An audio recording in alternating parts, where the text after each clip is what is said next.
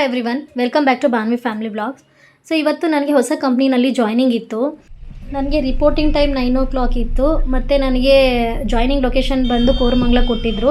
ನಮ್ಮ ಮನೆಗೂ ಕೋರಮಂಗ್ಲಾಗೂ almost 1.5 hours ಆಗುತ್ತೆ. ಸೊ ನನ್ನ ಪ್ಲ್ಯಾನ್ ಇದ್ದಿದ್ದು ಮೆಟ್ರೋ ತಗೊಂಡು ಹೋಗೋಣ ಅಂತ, ಸಿಟಿಲಿ ಸಿಲ್ಕ್ಬೋರ್ಡು, ಆಮೇಲೆ ಬಸ್ ತೊಗೊಂಡ್ರೆ ನೋಡ್ಬೋದು ನೀವು ಟ್ರಾಫಿಕ್ ಯಾವ ಥರ ಇದೆ ಅಂತ. ನಾನಂತೂ ಟ್ರಾಫಿಕಲ್ಲಿ ಸಿಕ್ಕಾಕೊಂಡ್ಬಿಟ್ಟಿದ್ದೆ. ಅದಾದಮೇಲೆ ಒಂದು ಸ್ವಲ್ಪ ಭಯನೂ ಆಯಿತು, ಲೈಕ್ ರಿಪೋರ್ಟಿಂಗ್ ಟೈಮ್ಗೆ ಹೋಗೋಕ್ಕಾಗುತ್ತೋ ಇಲ್ವೋ ಅಂತ.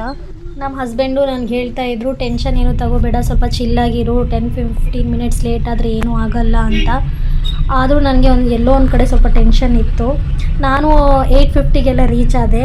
ನಾನೇನು ಅಂದ್ಕೊಂಡೆ ಅಂದರೆ ನಾನೇ ಫಸ್ಟು ರೀಚ್ ಆಗಿರೋದೇನೋ ಅಂದ್ಕೊಂಡೆ. ಬಟ್ ಇಲ್ಲಿ ಇವ್ರನ್ನೆಲ್ಲ ನೋಡಿದ್ಮೇಲೆ ಗೊತ್ತಾಯಿತು ನನಗಿಂತ ಮುಂಚೆ ತುಂಬ ಜನ ಬಂದಿದ್ದಾರೆ ಅಂತ. ನೀವೇ ನೋಡ್ಬೋದು ಎಷ್ಟು ಜನ ಇದ್ದಾರೆ ಇಲ್ಲಿ ಅಂತ.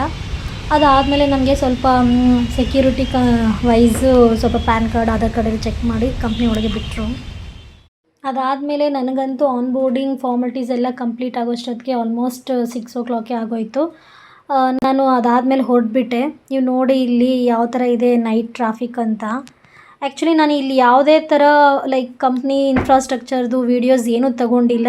ಕಂಪ್ನಿಯಲ್ಲಿ ಆ್ಯಕ್ಚುಲಿ ವೀಡಿಯೋಸ್ ಎಲ್ಲ ತಗೊಳ್ಳೋಕ್ಕೆ ಅಲೋ ಮಾಡಲ್ಲ. ಅವರು ತುಂಬ ಸ್ಟ್ರಿಕ್ಟ್ ಪಾಲಿಸೀಸ್ ಮೇಂಟೈನ್ ಮಾಡ್ತಾರೆ. ಸೊ ಅದರಿಂದ ನಾನು ಎಲ್ಲೂ ಒಂದು ವೀಡಿಯೋನೂ ತಗೊಳ್ಳೋಕ್ಕಾಗಲಿಲ್ಲ. ನಾನು ಮನೆಗೆ ಹೊರಡೋ ಅಷ್ಟೊತ್ತಿಗೆ ಆಲ್ಮೋಸ್ಟ್ 8 ಆಗೋಯಿತು. ಈವ್ನಿಂಗ್ ನಮ್ಮ ಹಸ್ಬೆಂಡೇ ಬಂದಿದ್ದರು ಪಿಕ್ ಮಾಡ್ಕೊಳ್ಳೋಕ್ಕೆ.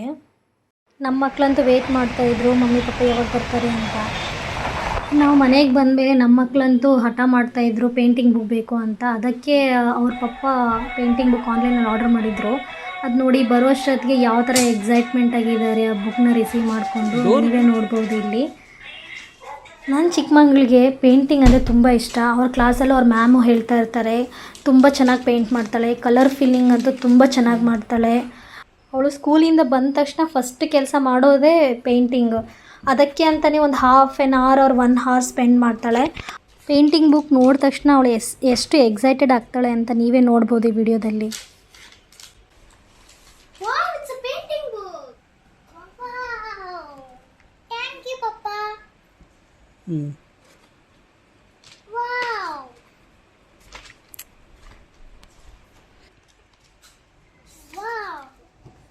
ನೋಡಿ ಫ್ರೆಂಡ್ಸ್, ನಮ್ಮ ಪಪ್ಪ ನಮ್ಮ ತಂಗಿಗೆ ಈ ಬುಕ್ ಆರ್ಡರ್ ಮಾಡಿದ್ದಾರೆ. ಯಾಕಂದರೆ ಅವಳು ಕೇಳ್ತಾ ಇದ್ಲು ಜಾಸ್ತಿ ದಿನ ಅದು ನನ್ನ ಪೇಂಟಿಂಗ್ ಬುಕ್ ಬೇಕು, ನನ್ನ ಪೇಂಟಿಂಗ್ ಬುಕ್ ಬೇಕು. ಅದಕ್ಕೆ ಆರ್ಡರ್ ಮಾಡಿದ್ರು. ಇವತ್ತು ಈಗ ಬಂತು. ಹಾಗೆ ಬಾವಿಯನ್ನ ಹೋಗಿ ನಾವು ಪೇಂಟ್ ಮಾಡೋಣ. ಅಲ್ಬೇಡ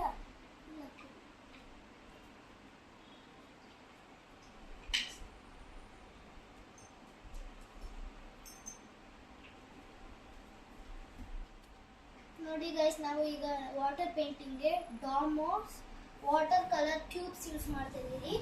ಇಲ್ಲಿ ಮಾಡ್ತಿದ್ದಾರೆ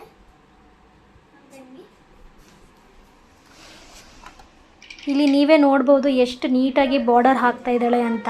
ಅವಳಿಗೆ ಪೇಂಟಿಂಗ್ ಅಂದರೆ ತುಂಬ ಇಷ್ಟ. ದಿನಕ್ಕೆ 1 time ಆದರೂ ಮಾಡ್ತಾಳೆ ಇದನ್ನು. ನೀಟಾಗಿ ಹೆಂಗೆ ಮಾಡ್ತಾರೆ, ಫಸ್ಟ್ ಬಾರ್ಡರ್ಸ್ ಹಾಕ್ತಿದ್ದಾಳೆ, ಆಮೇಲೆ ಪೇಂಟಿಂಗ್ ಮಾಡ್ತಾಳೆ. ಹಂಗೆ ನೀಟಾಗಿ ಬಾರ್ಡರ್ಸ್ ಹಾಕಿ ಎಲ್ಲ ಕ್ಲೀನಾಗಿ ಮಾಡ್ತಿದ್ದಾಳೆ.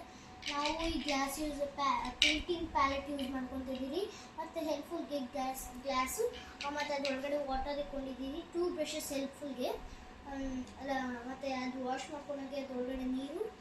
ಆಮೇಲೆ ನೋಡಿ ಎಷ್ಟು ನೀಟಾಗಿ ಸೂಪರಾಗಿ ಮಾಡ್ತಿದ್ದಾಳೆ.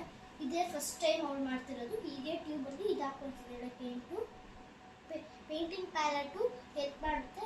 ನೀವು ಪೇಂಟಿಂಗ್ ಪ್ಯಾಲೆಟ್ ಯೂಸ್ ಮಾಡ್ಬೋದು, ಇಲ್ಲಾಂದರೆ ಲೈಕ್ ವೇಸ್ಟ್ ಪ್ಲೇಟ್ಸು ಯಾವುದು ನೀವು ಯೂಸ್ ಮಾಡಲ್ಲ ಅವೆಲ್ಲ ಯೂಸ್ ಮಾಡ್ಬೋದು. ನೋಡೋ ಸಲಾಗಿದೆ. ಇವಾಗ ಒಂದು ಸ್ವಲ್ಪ ನೀರು ಇಟ್ಕೊಂಡಿಲ್ಲ ಹಾಕ್ಕೊಂಡಿದ್ದಾರೆ, ಮಾಡ್ತಿದ್ದಾರೆ. ಪರ್ಚೇಸ್ ಮಾಡಿದ್ದು ನಾವು ಡಿಸ್ಕ್ರಿಪ್ಷನ್ ಲಿಂಕಲ್ಲಿ ಆ್ಯಡ್ ಮಾಡಿರ್ತೀವಿ. ನೀವು ಈ ಬುಕ್ನ ಬೈ ಮಾಡ್ಬೋದು. ಹಾಗೆ ನಿಮಗೆ ಈ ವಿಡಿಯೋ ಇಷ್ಟ ಆದರೆ ಲೈಕ್, ಶೇರ್, ಸಬ್ಸ್ಕ್ರೈಬ್ ಮತ್ತು ಬೆಲ್ ಐಕಾನ್ ಪ್ರೆಸ್ ಮಾಡೋದು ಮರ್ತಾಗಬೇಡಿ.